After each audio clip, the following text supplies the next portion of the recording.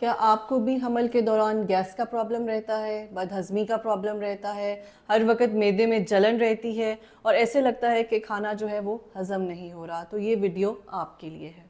मैं हूँ डॉक्टर सादिया मुमताज़ और आप देख रहे हैं गायनी टॉक्स। हमल के दौरान ये सिम्पटम्स जो मैंने आपसे डिस्कस किए हैं, ये बहुत कॉमन है और ये बहुत नॉर्मल सिम्पटम्स हैं। उसकी वजह ये है कि हमल के दौरान जो हार्मोन्स रिलीज़ होते हैं वो आपकी बॉडी की फंक्शनिंग को थोड़ा सा स्लो कर देते हैं, बिकॉज सारा फोकस इस टाइम पे आपके हार्ट के मसल्स पे होता है ताकि वो ज़्यादा से ज़्यादा ब्लड जो है वो पंप करके आपके बेबी को सप्लाई करे। जो आप का जो निज़ाम हज़म है, जो डाइजेस्टिव सिस्टम है, वो थोड़ा स्लो हो जाता है बिकॉज वो वाले जो हार्मोन्स रिलीज़ होते हैं ये उनका एक फंक्शन है। उसमें फिर ये होता है कि जब आप खाना खा लेते हैं तो खाना काफ़ी देर स्टमक में रहता है, फिर वो आहिस्ता आहिस्ता जो है वो आपकी इंटेस्टाइन्स यानी आंतों में ट्रैवल करता है और साथ ही साथ करते करते क्योंकि बहुत सारा पानी जो है वो इंटेस्टाइन्स में आपके सेल्स में वापस एब्जॉर्ब हो जाता है, जो कि फिर फाइनली आपको कॉन्स्टिपेशन कॉज यानी कब्ज कॉज करता है। इसीलिए आपने देखा है कि मैं अपनी मैक्सिमम वीडियोस में कहती हूँ कि आप अपना वाटर इनटेक बहुत अच्छा रखें, क्योंकि अगर आप पानी ऑलरेडी कम पिएंगे तो मोस्टली पानी आपकी बॉडी में ही एब्जॉर्ब हो जाना है। तो उससे फिर ये है कि जो आपका स्टूल बनता है उसमें पानी कम होता है, आपका स्टूल हार्ड हो जाता है और आपको फिर कॉन्स्टिपेशन हो जाती है। मेन जो एक पॉजिटिव फैक्टर है आपकी इनडाइजेशन का, आपकी कॉन्स्टिपेशन का, वो लैक ऑफ वाटर इनटेक भी है। अब दूसरा, आपने ये जो सिम्टम्स हैं उसकी एक और जो मोस्टली ये फर्स्ट 3 मंथ्स में ज़्यादा देखे जाते हैं क्योंकि इनमें साथ में मतली भी हो जाती है और आप जब भी खाना खाते हैं उसके बाद फिर आपको ये सोचती हैं कि काश मैं खाना ना खाती, क्योंकि खाना खाने के बाद जो है तबीयत मज़ीद आवाज़ार हो जाती है। और थर्ड ट्राइमेस्टर में ये होता है क्योंकि यूट्रस का साइज़ बढ़ रहा होता है, वो इंटेस्टाइन्स पे प्रेशर डालता है, वो जैसे जैसे ऊपर को ग्रो करता है वो स्टमक पे प्रेशर डालता है और जो स्टमक का एक्चुअल साइज़ है यूट्रस के प्रेशर से वो साइज़ कम हो जाता है। पहले जो एक फंक्शन एक साइज़ में वो करता था, अब कम साइज़ में उसको सेम फंक्शन करना पड़ता है, जिसकी वजह से आपको एसिडिटी और तेज़ाबियत ज़्यादा होती है और आपको ये लगता है कि जो आपने खाया है वो वापस आपकी खुराक की नाली में आ रहा है और पूरा फूड पाइप में आपको जलन महसूस होती है। आज मैं आपको देने वाली हूँ बहुत सारी टिप्स, जिनमें से आप कुछ को भी अगर अडाप्ट कर लेंगी या कुछ पे भी को भी फॉलो करेंगी तो आपको इससे निजात हासिल हो सकती है। उसमें सबसे पहले ये है कि एक तो जैसे मैंने बताया कि अपना वाटर इनटेक प्लीज़ अच्छा करें, 12 से 14 ग्लास पानी पिएं। दूसरा, स्मॉल फ्रीक्वेंट मील्स करें। अगर आप दिन में 3 दफ़ा खाना खाती हैं तो कोशिश करें आप अपने मील्स को 6 में डिवाइड कर लें, वही खाना एक खाने को 2 पार्ट्स में डिवाइड कर लें। अगर आप थोड़ा खाना खाएंगी तो स्टमक को कम काम करना पड़ेगा, इंटेस्टाइन्स को जो है वो मोटिलिटी उनकी ज़्यादा हो जाएगी, तो प्रॉबेबली आपका खाना जो है जल्दी डाइजेस्ट हो जाएगा। अगर आपको भूख लगी भी है तो आप थोड़ा सा खाना ज़रूर छोड़ दें ताकि वो स्टमक अपना काम प्रॉपरली कर सके और 2-3 घंटे के बाद दोबारा से वो खाना आप खा सकती हैं। फ्रीक्वेंट मील्स लेंगी तो आपको एसिडिटी, जलन और तेज़ाबियत के मसले जो हैं वो नहीं होंगे। दूसरा, खाना खाने के फ़ौरन बाद आपने लेटना नहीं है। कोशिश करें खाना खा लेने के बाद 10 से 15 मिनट वॉक करें, बिकॉज़ ये करने से भी आपके जो डाइजेस्टिव सिस्टम है उसको ब्लड सप्लाई ज़्यादा जाती है और उसकी स्पीड तेज़ हो जाती है, स्पीड अप हो जाता है। जो काम स्लोली होना था वो तेज़ी से हो जाएगा, आपका स्टमक जल्दी एम्प्टी हो जाएगा, because main focus, main culprit जो है आपकी इस एसिडिटी और इंडाइजेशन का वो है मैदे में रह जाने वाला फूड। अगर आप खाने के फ़ौरन बाद 10 से 15 मिनट वॉक कर लेंगी तो ये सारा जो है फूड आपका स्टमक से जल्दी इंटेस्टाइन्स में चला जाएगा और आपको एसिडिटी की प्रॉब्लम नहीं होगी। जब भी कभी आपने लेटना हो तो कोशिश करें आप लेफ़्ट साइड की करवट पे लें।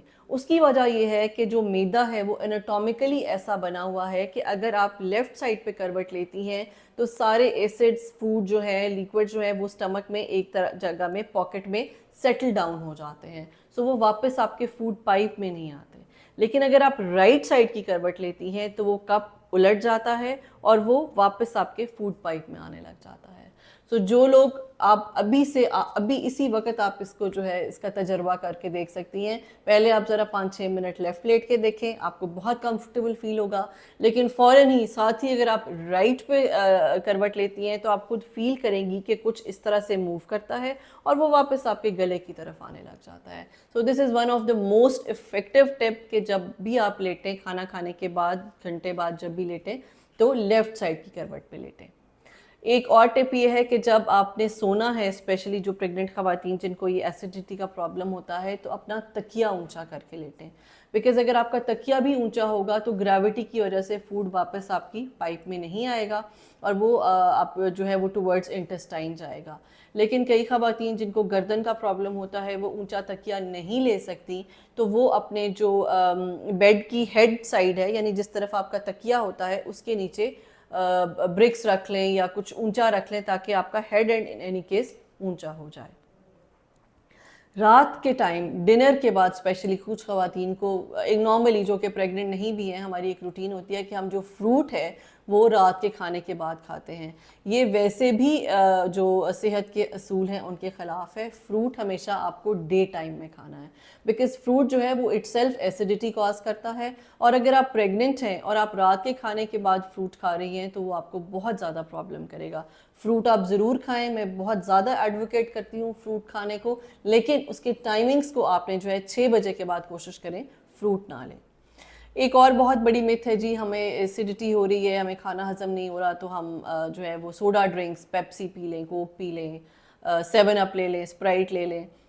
ये ड्रिंक्स आपको मज़ीद एसिडिटी करते हैं। इनमें कार्बोनिक एसिड होता है जो कि मज़ीद जो है इसको बढ़ा देता है, आपके पेट में गैस कॉज करता है। सोडाज जो है कभी भी आपके जो निज़ाम हज़म है उसको एक्टिव नहीं करता, बल्कि मज़ीद आपकी तबीयत को ख़राब करता है। तो एक तो सोडा ड्रिंक्स अवॉइड कीजिए, स्पाइसी ड्रिंक्स, बहुत ज़्यादा मिर्च मसाले वाला खाना जो है कोशिश करें वो ना खाएं। अपनी डाइट में फाइबर डाइट जितना ज़्यादा आप रखेंगी उतना ज़्यादा आपको ये गैसेस और एसिडिटी की प्रॉब्लम नहीं होगी।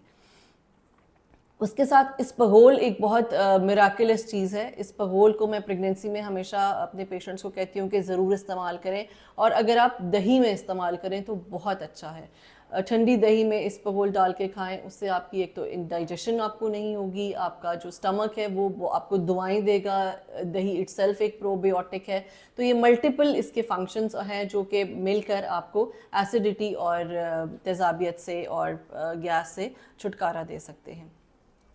इन द एंड फिर यही चीज़ है कि जो फैक्टर्स, जो चीज़ें मैंने आपको बताई हैं उन पे जो है ज़रूर अमल करें। अगर आप चाय और कॉफ़ी की शौकीन हैं तो कोशिश करें उनकी जो नंबर ऑफ़ कप्स हैं उनको कम कर लें। अगर दिन में आप रेगुलरली 2 से 3 कप पीती हैं, कॉफ़ी ज़्यादा पीती हैं, तो उनकी अपनी कॉफ़ी और टी का जो इनटेक है उस पर कट डाउन करें। बिकॉज़ अगर आप वंस अ डे ले लेंगी तो फिर भी आपको इतनी ज़्यादा एसिडिटी नहीं होगी। वंस अ डे का मैं आपको अलाउ कर देती हूँ, आप ले सकती हैं। दूध के बने हुए प्रोडक्ट्स लें, मिल्क शेक्स लें और ठंडी चीज़ें लें। स्पेशली जो 9वें महीने में ज़्यादातर ख़वातीन को ये प्रॉब्लम भी इसलिए आती है कि घर वाले ठंडा कुछ नहीं लेने देते। मिल्क शेक या फ्रेश जूसेस हैं ये नहीं लेने देते कि ये आपकी डिलीवरी में प्रॉब्लम करेंगे, तो ऐसा कुछ नहीं है। आप प्रॉपर्ली अपने मिल्क शेक पी सकती हैं, अब दही लस्सी पी सकती हैं, ताकि आपको इस गैस के प्रॉब्लम से और इंडाइजेशन से छुटकारा मिल सके।